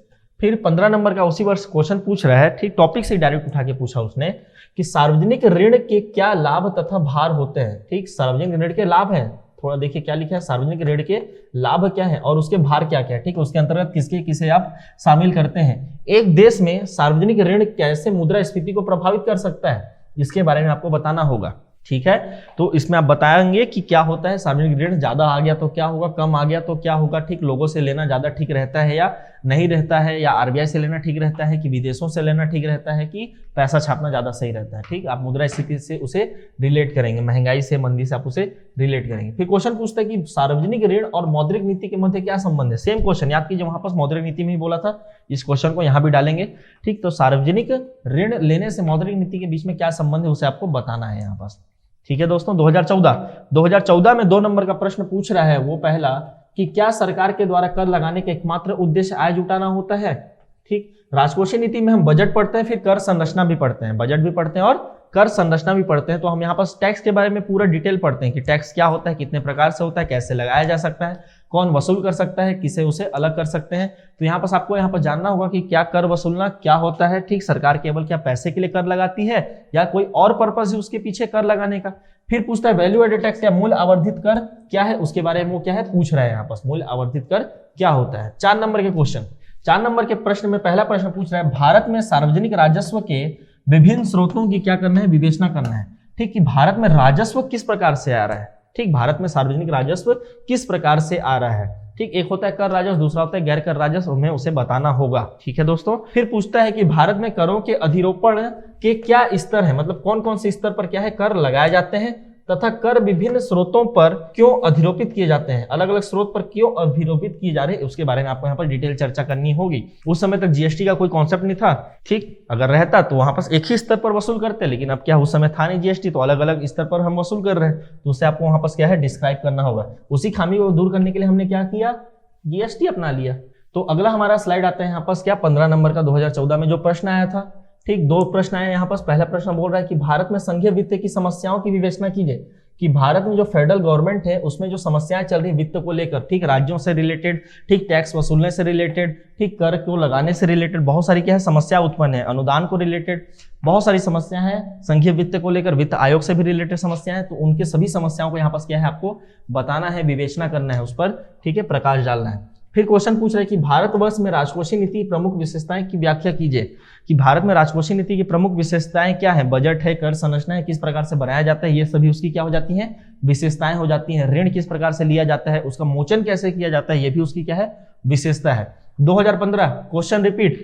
ठीक, इससे पहले उसने पूछा 15 नंबर पर, अब पूछा उसने क्या 2 नंबर पर, कि भारत में संघीय वित्त की प्रमुख समस्याएं क्या है, उसे फिर से बताइए। 15 नंबर का क्वेश्चन पूछ रहा है वो कि राजकोषीय घाटा तथा भारतीय अर्थव्यवस्था पर इसके प्रभाव को विवेचना कीजिए।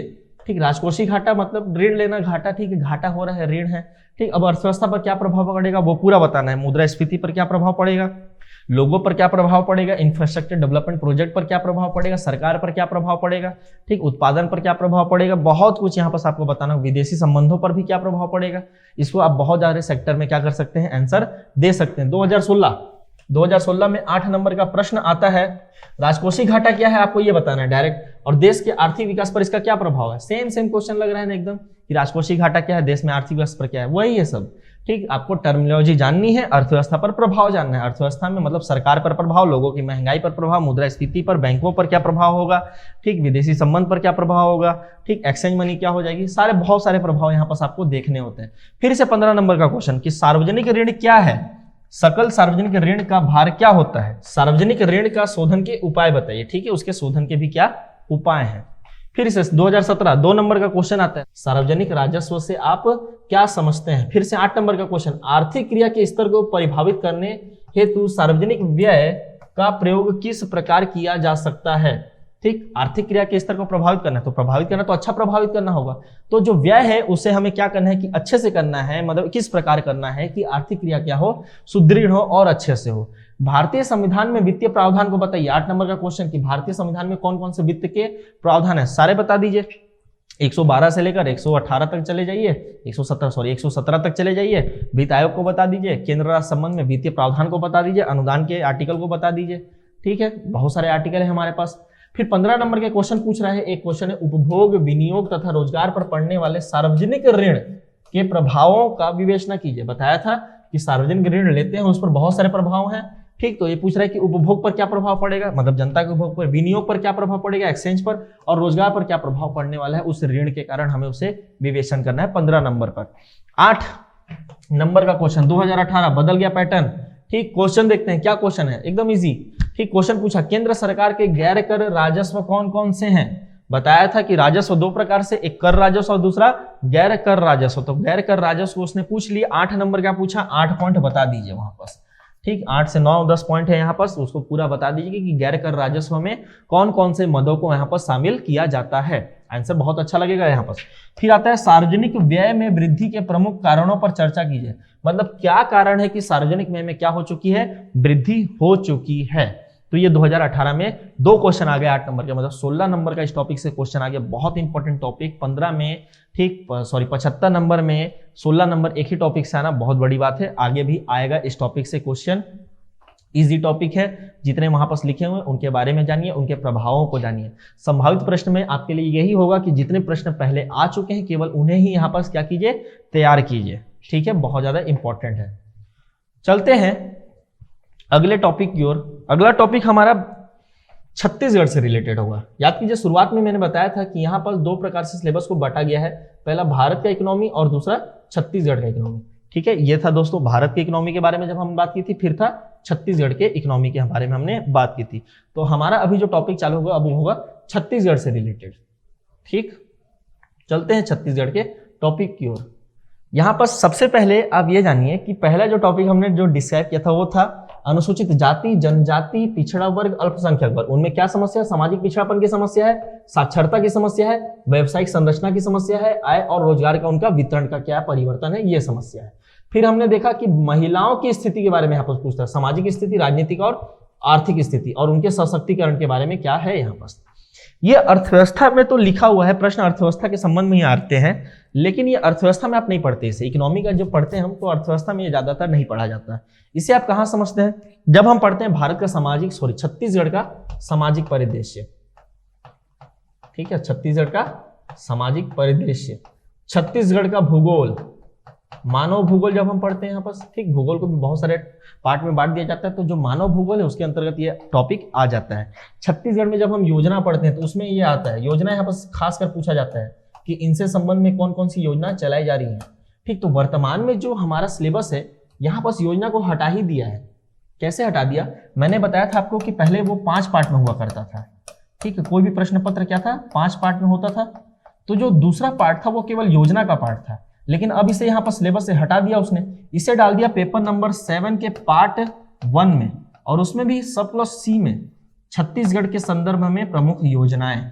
तो वहां पास ये पूछ रहा है, पेपर नंबर 7 में सारी योजनाओं को पूछ रहा है, चाहे वो अनुसूचित जाति से हो, अनुसूचित जनजाति से हो, चाहे वो पिछड़े वर्ग से हो, चाहे वो महिला से हो, चाहे वो निःशक्त जन से हो, चाहे वो अल्पसंख्यक वर्ग से हो। तो योजनाओं को ज्यादातर वहां पूछ रहा है। ठीक, तो किस प्रकार की योजनाओं को पूछ रहे हैं हम यहाँ देख लेते हैं, तो वहां भी पढ़ लेंगे हम पेपर नंबर 7 में कि किस प्रकार की योजना को हमें तैयार करनी है। वर्तमान 2018 में जो पेपर होगा, मतलब जो हुआ और आने वाले आगामी पेपर में इस सेक्शन में योजनाएं अब नहीं पूछे, वो पेपर नंबर 7 में ही जाएगा ज्यादातर। ठीक है, इस बात को याद रखिएगा, जो योजना है वो अब यहाँ पास नहीं पूछा जाएगा, कम ही पूछा जाएगा। ऐसा नहीं कि पूरा छोड़ दिया जाएगा, गरीबी से पूछेगा, बेरोजगारी से पूछेगा, ठीक, इनसे कुछ अगर इंपॉर्टेंट योजनाएं चल रही तो वो पूछ लेगा। लेकिन अधिकतम की बात कर रहा हूं, जो मेजर जब योजना का जो पोर्शन है वो कहां चला गया, पेपर नंबर 7 में जा चुका है। ठीक है दोस्तों, याद रखिएगा। क्या है यहाँ पास 2012 में 2-2 नंबर के क्वेश्चन आते हैं, पढ़ लेते हैं हम। मुख्यमंत्री ज्ञान प्रोत्साहन योजना, ठीक, शिक्षा के संबंध में है। छत्तीसगढ़ में विशेष पिछड़ी जनजाति अभिकरण का गठन क्यों किया गया, ठीक, इकोनॉमी में क्या करेंगे इसे पढ़ गया। जब हम सामाजिक परिधि से पढ़ेंगे, जनजाति के बारे में पढ़ेंगे, तो वहां पास जानेंगे कि छत्तीसगढ़ में विशेष पिछड़ी जनजाति है और विशेष पिछड़ी जनजाति के लिए कुछ अभिकरण बताए गए हैं, ट्रिब्यूनल बनाए गए हैं, और कहाँ बनाए गए हैं उसके बारे में हम जान लेंगे। फिर है छत्तीसगढ़ में कन्या साक्षरता प्रोत्साहन योजना, शिक्षा के संबंध में है। फिर सामाजिक पिछड़ापन के आशय को स्पष्ट कीजिए कि क्या समझते हैं हम, सामाजिक पिछड़ापन से हम क्या समझते हैं, उसके बारे में हमें यहाँ पास बताना है। ठीक है, फिर और क्या पूछा, समेकित बाल विकास सेवा परियोजना से आप क्या समझते हैं, इसके अंतर्गत कौन कौन सी सेवाएं छत्तीसगढ़ के द्वारा चला जा रही है। एनसीपी योजना है, ये बहुत बड़ी योजना है, बहुत पुरानी योजना है, ठीक, लंबे समय से चले आ रही है, आज भी चल रही है। एकीकृत बाल विकास भी बोला जाता है इसे, ठीक। इकोनॉमी सर्वे में इसके बारे में डिटेल एनालिसिस दिया हुआ है। वर्तमान समय भी योजना पूछी जा सकती है, ठीक। महिलाओं से संबंधित है, बच्चों से संबंधित है, ये शिक्षा से संबंधित है, पोषण से संबंधित है, बहुत सारी चीजों से संबंधित है। फिर है 4 नंबर का क्वेश्चन, अनुसूचित जनजाति वर्ग के लोगों के पिछड़ेपन के कारणों की व्याख्या कीजिए, ठीक। अब यहाँ पास नहीं लिखा ना कि आर्थिक पिछड़ापन, यहाँ पास तो सारे हैं, सामाजिक पिछड़ापन, शैक्षणिक पिछड़ापन, आर्थिक पिछड़ापन, सशक्तिकरण में पिछड़ेपन, बहुत सारे पिछड़ेपन है। तो सभी की यहाँ पास क्या है, व्याख्या करनी है कि क्यों ऐसा पिछड़ापन इनमें पाया जाता है। 2013, ठीक, बता यही रहा था कि इकोनॉमी से ज्यादा ये रिलेटेड नहीं रखता है। छत्तीसगढ़ को आप अगर अच्छे से पढ़ते हैं, छत्तीसगढ़ के सामाजिक परिदृश्य को पढ़ते हैं, अनुसूचित जाति के बारे में पढ़ते हैं, अनुसूचित जनजाति के बारे में पढ़ते हैं, अल्पसंख्यक वर्ग के बारे में पढ़ते हैं, पिछड़े वर्ग के बारे में पढ़ते हैं, महिलाओं के बारे में पढ़ते हैं, ठीक, उनमें क्या क्या समस्या वो पढ़ते हैं, तो यहाँ पास ये टॉपिक अपने आप कवर हो जाता है, ठीक। वर्तमान में फिर 2013 में पूछा 4 नंबर का क्वेश्चन कि छत्तीसगढ़ महिला कोष का गठन क्यों किया गया, 2002 में क्यों किया गया ये बताना था, और क्या इसके उद्देश्य ये आपको बताना है 4 नंबर पे। फिर 8 नंबर पे क्वेश्चन पूछ रहा है वो, महिला सशक्तिकरण की दिशा में छत्तीसगढ़ सरकार द्वारा कौन कौन से प्रयास किए जा रहे हैं, व्याख्या कीजिए, ठीक। मतलब महिलाओं से संबंध में कोई भी अगर योजना आता है तो महिला सशक्तिकरण के लिए आएगा, शिक्षा के लिए आएगा, पोषण के लिए आएगा, उनमें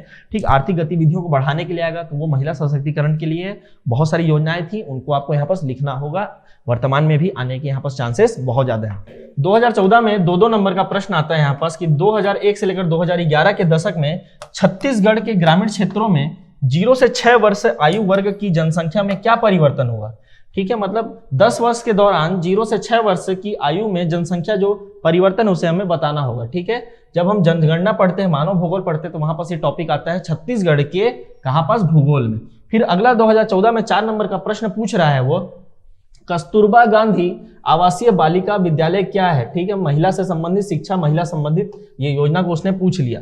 2015 2 नंबर का प्रश्न, छत्तीसगढ़ के गंदी बस्तियों की साक्षरता दर में वर्ष 2001 से लेकर 2011 की अवधि में क्या महत्वपूर्ण परिवर्तन हुआ है, ठीक है। ये इकोनॉमी सर्वे में मिल जाता है कभी कभी डाटा, उस वर्ष के में होगा, इस कारण से इस क्वेश्चन को पूछा गया, या फिर कोई एक रिपोर्ट प्रकाशित हुआ जिस कारण से इस क्वेश्चन को यहाँ पर पूछा गया। करंट अफेयर्स के हिसाब से ये क्वेश्चन था। 2015 में 2 नंबर का क्वेश्चन है कि खाद्य सुरक्षा अधिनियम 2012, ठीक, जो कि छत्तीसगढ़ का है, कि अंतर्गत छत्तीसगढ़ के किस जिलों में सर्वाधिक संख्या में कार्ड वितरित हुआ है। इकोनॉमी सर्वे में एक टेबल दिया होता है कि कार्डों की संख्या कहां कितनी ज्यादा बांटी हुई है, ठीक। बिलासपुर में ज्यादातर कार्ड सबसे अधिक बटे होते हैं, तो हो सकता है कि उस समय ये आंसर बिलासपुर ही हो, ठीक। आप इसे यहाँ पर चेक कीजिएगा, याद रखिएगा, खाद्य सुरक्षा से भी क्वेश्चन पूछे जाते हैं क्योंकि वो भी एक क्या है, समस्या है। फिर 4 नंबर का क्वेश्चन पूछ रहा है कि अनुसूचित जनजाति वर्ग के लोगों के पिछड़ेपन के कारणों की क्या है, यहाँ पर व्याख्या करनी है। रिपीट हो गया क्वेश्चन, समझ में आ रहा होगा। फिर 2016 महिला सशक्तिकरण के संदर्भ में सामाजिक, राजनीतिक एवं आर्थिक संकेतक क्या है, ठीक, कि हम कब मानेंगे कि महिला क्या हो गई, सशक्त होगी, किस सेक्टर में, सामाजिक क्षेत्र में। फिर हम कब मानेंगे कि राजनीतिक क्षेत्र में महिला सशक्त हो चुकी है, हम कब मानेंगे कि आर्थिक क्षेत्र में महिला सशक्त हो चुकी है, उनके हमको क्या है यहाँ पास लिखना है कि वो क्या संकेतक होंगे। फिर पूछ रहा है वो 2 नंबर का क्वेश्चन, छत्तीसगढ़ के वर्ष 2011 की जनगणना के अनुसार 51% से कम साक्षरता वाले 4 जिलों के नाम लिखने, लेकिन कौन से, महिला के बारे में। ठीक, मतलब ऐसे कौन कौन से जिले हैं, 4 जिले हैं जहां महिला साक्षरता कितने से नीचे है, 50 के आसपास है, 51 से नीचे है, उन 4 जिलों का नाम लिखना है। ठीक है, जब मानव भूगोल पढ़ेंगे वहां पास ये आता है छत्तीसगढ़ के भूगोल के टॉपिक में। 4 नंबर का क्वेश्चन, छत्तीसगढ़ में बालिका शिक्षा के विकास हेतु क्या प्रयास किए जा रहे हैं। ठीक है, मतलब वही फिर से शिक्षा से रिलेटेड क्वेश्चन आ गया। बार बार बता रहा हूं कि क्या है यहाँ पर सिलेबस, आई थिंक आपको समझ में आ गया होगा। रीजन ये है यहाँ पर इतना मेहनत करके बताने का, क्योंकि सबसे ज्यादा कंफ्यूजिंग यही है, सबसे ज्यादा, कि सर ये क्यों आ गया यहाँ पर बीच में, इसको कहां से पढ़ा जाए। कुछ नहीं करना है, एसटी, एससी, ओबीसी, महिला, अल्पसंख्यक वर्ग, निःशक्तजन और वंचित वर्ग, इनसे रिलेटेड जितनी भी समस्या है उनके बारे में एनालिसिस करना है। इनको खत्म करने, ये जो समस्या है उनको खत्म करने के लिए जो जो भी योजनाएं चलाई जा रही हैं उसके बारे में यहाँ पास पढ़ना है।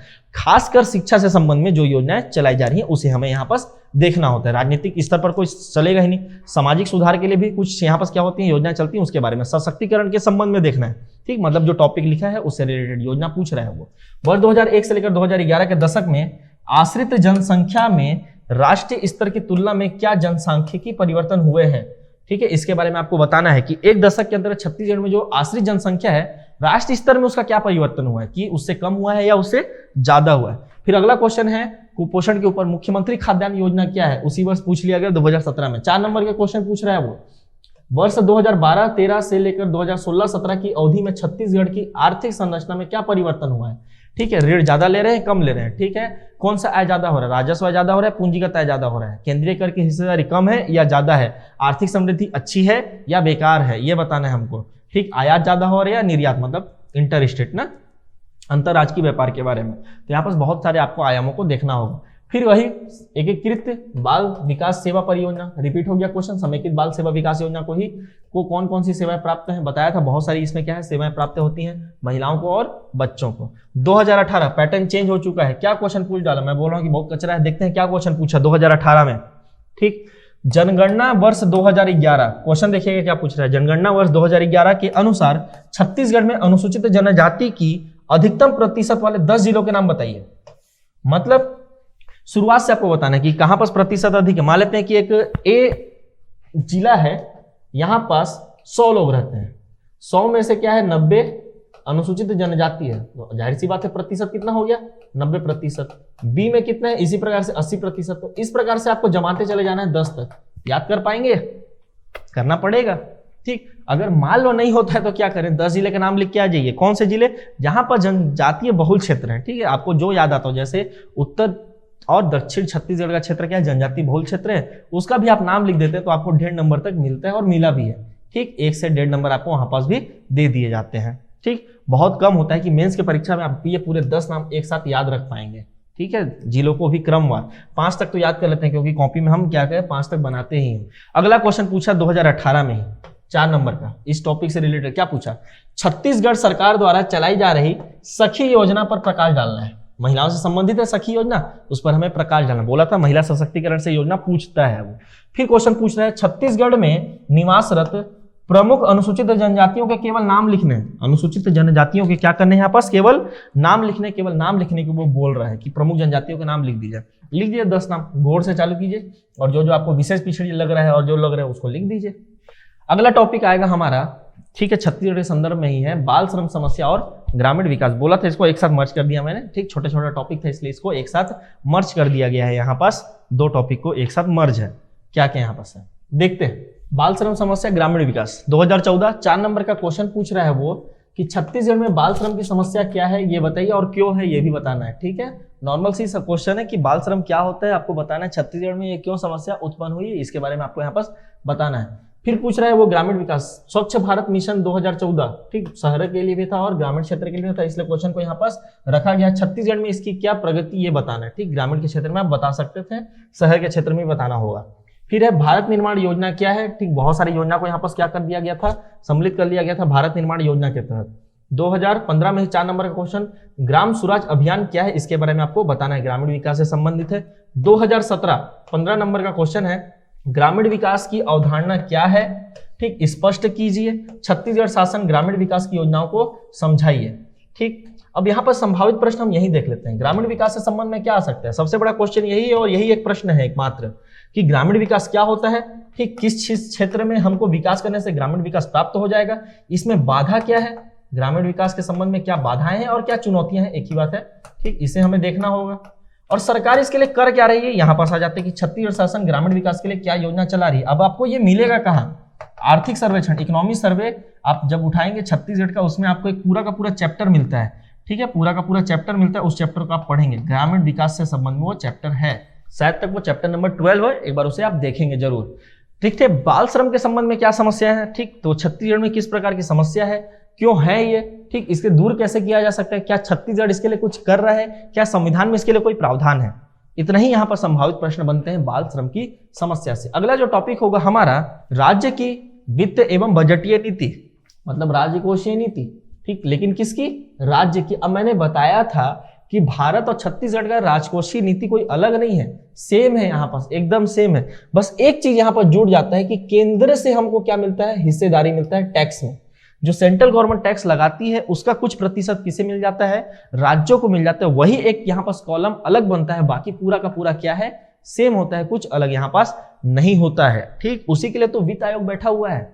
वित्त आयोग उसी के लिए बैठा हुआ है कि सेंट्रल गवर्नमेंट जितना भी टैक्स वसूल कर रही है उसमें कितना प्रतिशत किसको मिलना चाहिए, राज्यों को वहां पास मिलना चाहिए। जिस प्रकार से सेंट्रल गवर्नमेंट का वित्त आयोग है उसी प्रकार से किसका होता है, राज्यों का भी वित्त आयोग होता है। सन 2012 के समय वित्त आयोग ने क्या है, कुछ उस समय सुझाव दिए होंगे, अंतरिम प्रतिवेदन दिया होगा, उसके बारे में वो पूछ रहा है। ठीक, जो राज्य का वित्त आयोग है वो किसके बीच में बांटता है, ठीक, देखते हैं कैसे। सेंट्रल होता है मतलब केंद्र, स्टेट मतलब राज्य, और लोकल बॉडीज होते हैं, ठीक है, स्थानीय। ठीक, ये तीन होते हैं। इन दोनों के बीच के लिए कौन है, भारत का वित्त आयोग अनुच्छेद 280 के तहत। और इसके लिए कौन आ जाता है, इसके लिए आता है इन दोनों के बीच में बंटवारे के लिए, स्टेट और लोकल गवर्नमेंट के बीच में राज्य का वित्त आयोग आ जाता है। ठीक है, राज्य का जो वित्त आयोग है, राज्य का वित्त आयोग है, कहां मिलेगा ये, भाग 9 में मिलता है। ठीक है, अनुच्छेद 243 के आसपास होगा, आई होगा, यहाँ पर देख लीजिएगा आप इसे।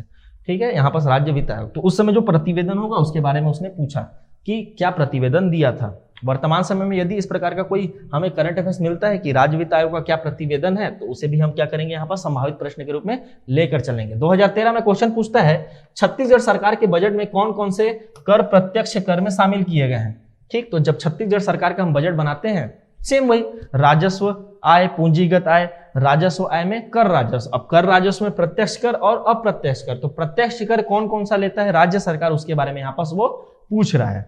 ठीक है, तो उसे वो पूछ रहा है, 2 नंबर का क्वेश्चन है, इजी क्वेश्चन है। जब आप छत्तीसगढ़ का बजट खोलेंगे तो उसमें डायरेक्ट दिख जाएगा पूरा का पूरा। छत्तीसगढ़ सरकार के पूंजीगत व्यय में आर्थिक सेवाओं के अंतर्गत किन किन सेवा को शामिल किया गया है, मतलब जो पूंजीगत जो व्यय है, ठीक, पूंजीगत जो खाता है उसमें जो व्यय है उसमें आर्थिक सेवा को भी यहाँ पास क्या कर लिया गया है, शामिल कर लिया गया, उसके बारे में उसने पूछा हुआ है छत्तीसगढ़ के संबंध में। प्रश्न है तीसरा, छत्तीसगढ़ राज्य सरकार के आय का प्रमुख स्रोत क्या है। ठीक, तो टैक्स लगाता है, खनिज है, ठीक, बहुत सारे उसके पास राजस्व के स्रोत हैं। ठीक, उसके पास क्या है, खुद की संस्थाएं भी हैं, वो सब क्या है टैक्स लगाती हैं, आय वसूल करती हैं, तो उनके बारे में यहाँ पास आपको क्या है जानकारी देनी है। 8 नंबर का क्वेश्चन है, छत्तीसगढ़ सरकार वर्ष 2013-14 की बजट की विशेषताएं को बताइए, मतलब उस समय बजट कैसे बना होगा उसके बारे में विशेषताओं को यहाँ पास बताना है आपको। कुछ योजना अगर स्पेशल वहां पर जोड़ी गई तो वो भी बता सकते हैं उस बजट के तहत ना, अलग से नहीं।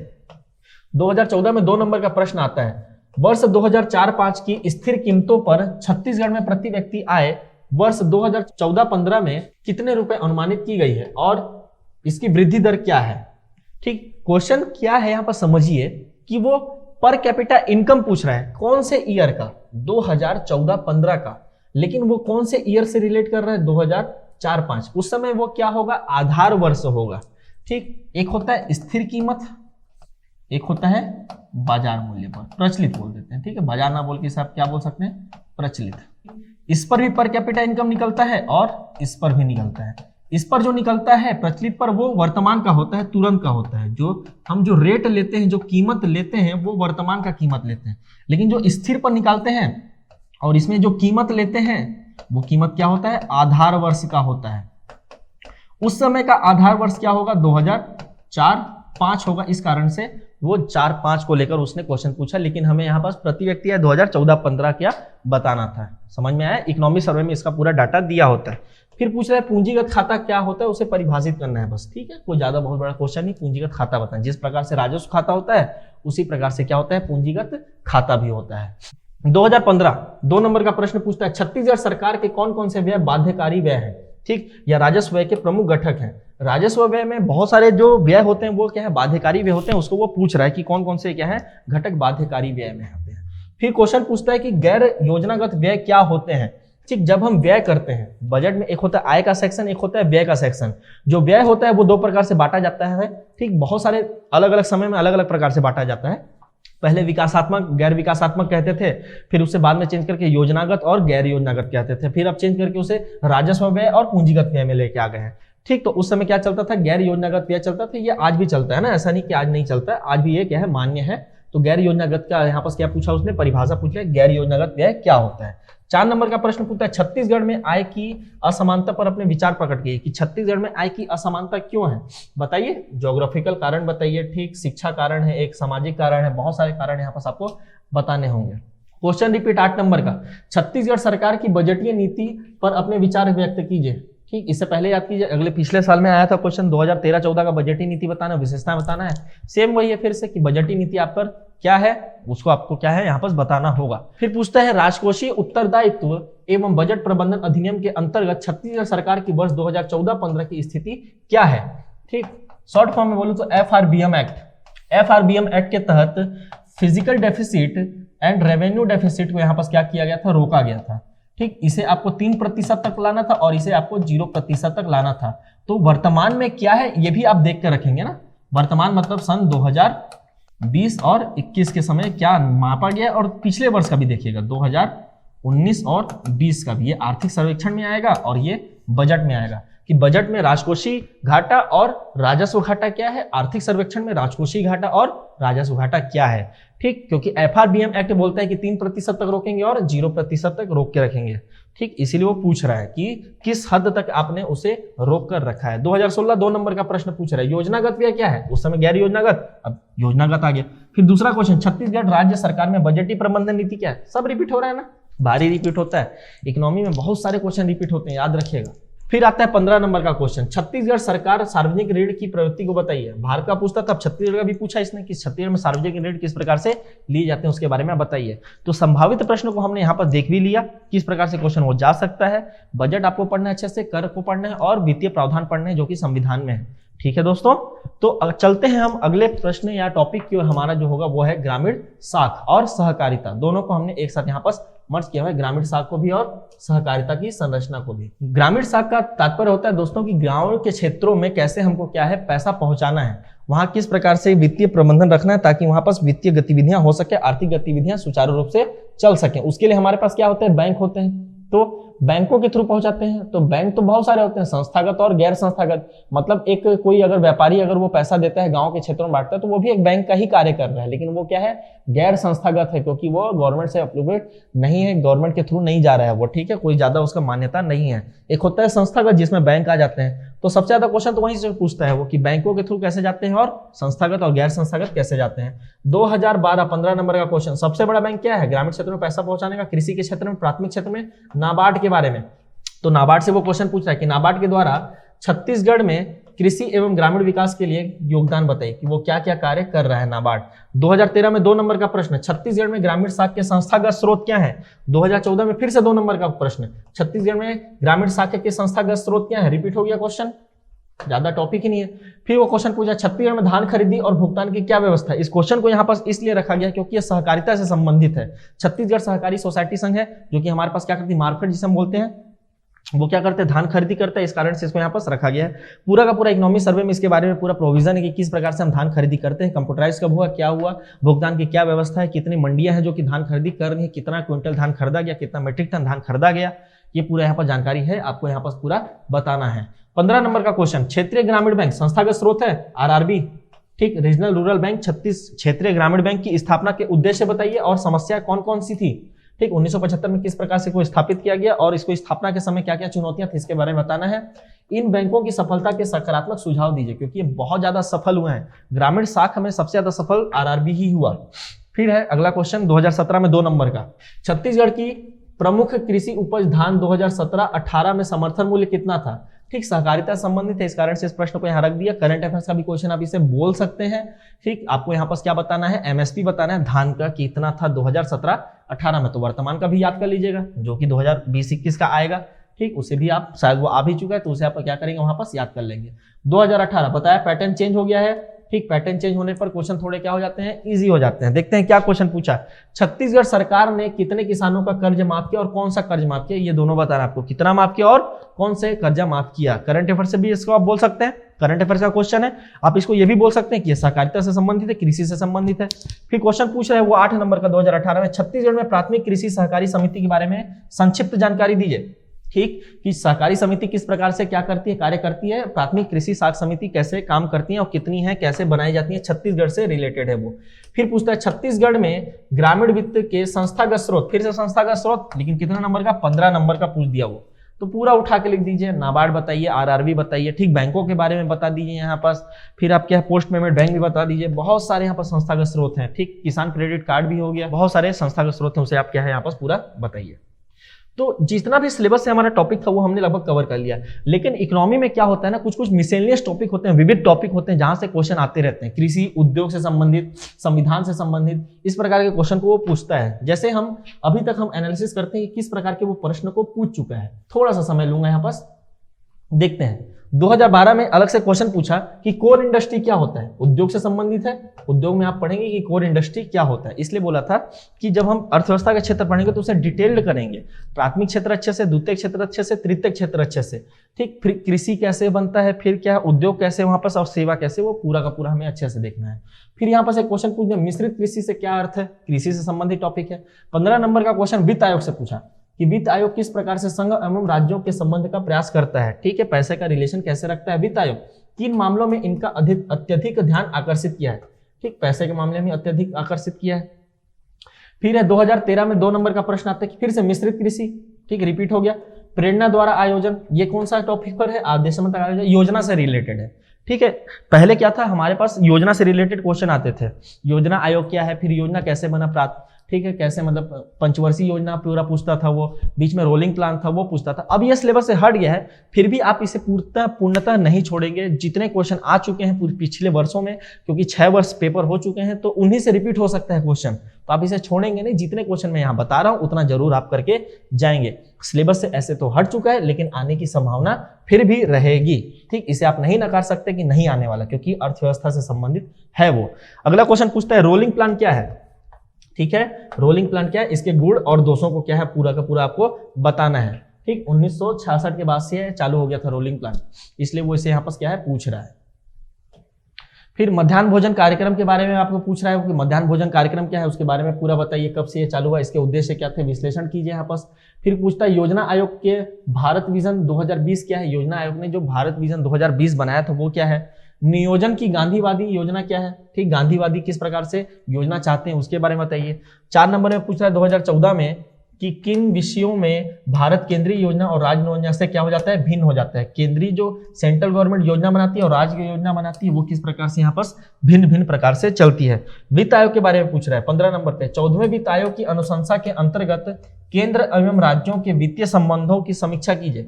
ठीक है, 14वां वित्त आयोग जो बना था उसने किस प्रकार से क्या किया, केंद्र और राज्य के जो वित्तीय संबंध है उसे प्रभावित किया, उसके बारे में पूछ रहे हैं। फिर 13वां वित्त आयोग, क्योंकि 14वां वित्त आयोग सिफारिश देगा तो 13वां वित्त आयोग उस समय क्या दिया होगा, अपना संस्तुति दिया होगा, प्रतिवेदन सौंप दिया होगा, इसलिए उस क्वेश्चन को यहाँ पर पूछ लिया उसने, उस वर्ष पूछा। वर्तमान में ये थोड़ा ज्यादा इंपॉर्टेंट नहीं रह जाता, फिर भी हम इसे एक बार पढ़ते हैं कि 13वें वित्त आयोग के प्रमुख उद्देश्य क्या थे, इसकी मुख्य संस्तुतियों पर आलोचनात्मक विवेचन कीजिए। ठीक है, तो वर्तमान में इस क्वेश्चन मत पढ़िएगा, बहुत ज्यादा काम का नहीं रहेगा। वित्त आयोग के बारे में जानिए, वित्त आयोग किस प्रकार से कार्य करता है वो जानिए, क्या क्या यहाँ समस्या उत्पन्न होती है, किस प्रकार से वो राज्यों और केंद्र का संबंध स्थापित कराते हैं वो पूछिए, देखिए एक बार। फिर 2015 में क्वेश्चन आता है सांकेतिक आयोजन का क्या अर्थ है। ठीक, इंडिकेटिव प्लानिंग के बारे में पूछा। फिर एनडीसी के बारे में पूछा, राष्ट्रीय विकास परिषद से क्या कार्य है उसके बारे में बताइए। ठीक, एक है जैसे योजना आयोग, एक हो गया एनडीसी, दोनों के बारे में। फिर आ गया नीति आयोग, तो इन तीनों के बारे में आप जानिए अच्छे से, संस्था के बारे में क्या कार्य है। फिर पूछता है भौतिक आयोजन और वित्तीय आयोजन क्या होता है, ठीक, तो उसके बारे में आपको यहाँ पर जानना है। फिर कैग के बारे में पूछा 8 नंबर का, भारत के नियंत्रक एवं महालेखा परीक्षक के कर्तव्य एवं शक्तियों को बताइए। कैग के बारे में बोला ना, संविधान से संबंध में वित्तीय संबंध जितने भी पूरा आपको पढ़ने हैं। 2016 नीति आयोग की स्थापना के क्या लक्ष्य है, ये आपको बताना है, ठीक। 2016 में 4 नंबर का 14वें वित्त आयोग की प्रमुख अनुशंसा क्या है, ठीक। फिर क्वेश्चन पूछता है छत्तीसगढ़ में कृषि विकास के लिए क्या क्या उपाय है बताइए। छत्तीसगढ़ में कृषि का क्या करना है, विकास करना है, उसके उपाय बताइए। फिर पूछता है निरपेक्ष प्रतिमान से आप क्या समझते हैं। 4 नंबर का प्रश्न, भारत में नियोजन का तर्काधार क्या है, ठीक। भारत में नियोजन का तर्काधार क्या, मतलब किस प्रकार से नियोजन किया जाता है, केंद्रीय नियोजन, राज्य नियोजन के बारे में वो पूछ रहा है। 15 नंबर का क्वेश्चन, मेक इन इंडिया के उद्देश्यों को बताइए। मेक इन इंडिया के उद्देश्यों, मिशन मेक इन इंडिया का भारतीय अर्थव्यवस्था के लिए क्या महत्व है, ये भी बताना है। 2017 में पूछा। पैटर्न चेंज हुआ 2018 में, क्या क्वेश्चन आया, योजना तो हट चुका था लेकिन उसने क्या किया, नीति आयोग को पूछ लिया। नीति आयोग पर आपको क्या करना है, संक्षिप्त टिप्पणी लिखना है। 30 शब्दों में पूछा था, केवल 2 नंबर के लिए, ठीक है दोस्तों। तो 2012 से लेकर 2018 तक जितने भी प्रश्न आए हैं उसको हमने क्या है, डिटेल एनालिसिस कर लिया। अब एक फुल लेंथ का पेपर देख लेते हैं 2018 का। खंड 1 शब्द सीमा 30, 2 अंक के कितने प्रश्न आएंगे, टोटल 8 प्रश्न आने वाले हैं। पहला क्वेश्चन देख चुके हैं हम कि भारत में राष्ट्रीय आय की गणना में तृतीय क्षेत्र में क्या क्या शामिल है। इकोनॉमी का क्वेश्चन है, हाँ है। उदारीकरण से क्या समझते हैं, इकोनॉमी का है, हाँ है। सस्ती मुद्रा नीति, हाँ इकोनॉमी का क्वेश्चन है। नीति आयोग, हाँ इकोनॉमी का क्वेश्चन है। ये 4 क्वेश्चन इकोनॉमी से डायरेक्ट रिलेटेड है। फिर आता है जनगणना 2011 के अनुसार छत्तीसगढ़ में अनुसूचित जनजाति अधिकतम प्रतिशत वाले 10 जिलों के घटते क्रम बताने हैं। क्या इकोनॉमी का क्वेश्चन, नहीं, भूगोल का क्वेश्चन है, वो भी छत्तीसगढ़ के। इकोनॉमी से इसका ज्यादा रिलेशन नहीं है। फिर वर्तमान में छत्तीसगढ़ सरकार विधायक निधि में कितनी राशि बढ़ा दी गई है।